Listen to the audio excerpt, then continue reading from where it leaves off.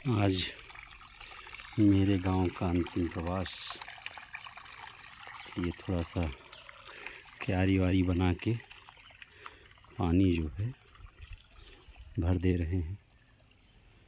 कोई भल मानुस रहेगा तो बीच बीच में भरता रहेगा। इस तरह से सब हम इन्हीं से हैं। ये प्रकृति ही हमारे लिए सब कुछ है। गांव आना, इनको सजाना संवारना, कोई रहता है, माँ रहते हैं, चाचा जी रहते हैं, कोई भी रहता है, सर्वज्ञ जी रहते हैं तो पानी वानी देते रहते हैं, सजाते संवारते रहते हैं। घर में सभी प्रकृति प्रेमी हैं, ऐसा नहीं कहा जा सकता। ये सब जो है इस तरह से पानी जो है भरा जा रहा है। प्रकृति की बात करें तो हमारे घर में बहुत पहले से ही, कल से लगभग माँ अकेले रहेंगी कुछ दिन के लिए, परिवार आ जाएगा। आपको दिखाते हैं, ये मधुमक्खियों के प्रवेश का रास्ता है। इधर से मधुमक्खियाँ अंदर प्रवेश करती हैं। थोड़ी देर में आपको प्रवेश करते हुए दिखाई देंगे। ये देखिए, फिर भी आप दिखाई देंगे। ये देखिए, अब आपको हम अंदर ले चलते हैं। ये हमारा रूम है, बहुत जीर्ण शीर्ण अवस्था में है, रखा भी गया है इस तरह से। और ये लगभग 30 साल से इसी जगह पे मधुमक्खियाँ अपना निवास बनाए हुए हैं। शहद से लगभग पूर्ण है, लेकिन समस्या ये है कौन निकाले। निकाला बहुत कम जाता है। और 30 साल से लगभग इन्होंने अपना स्थान यहाँ पे बना के रखा है। ये हमारे बाबा जी का स्थान।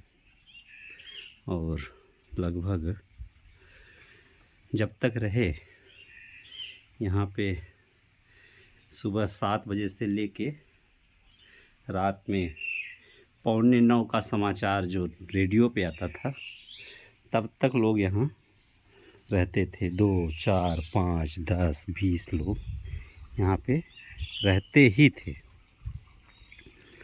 और ये पूरा बाग बगीचा जितना भी जो हो पाता है करते रहते हैं। समय समय की बात है, एक समय सिर्फ यहाँ पे पूरा गेंदे के फूलों से भरा हुआ उपवन होता था। जब मैं यहाँ पढ़ता था, पूरा गेंदे और गुलाब से भरा होता था। अब जो है वो स्थिति नहीं है।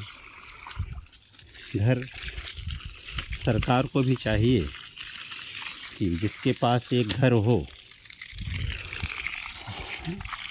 उसको घर न खरीदना पड़े, दूसरा घर न बनाना पड़े, ऐसा प्रयास करना चाहिए। अगर वो अपने घर के पास में है तो वो अपने घर रह सकता है। इस तरह से बाग बगीचा, घर के अंदर भी आपको ले चलते हैं। आज राशन बट रहा है हमारे घर गांव में। मुस्लिम महिलाएं हैं, देखिए राशन लेने जा रही हैं।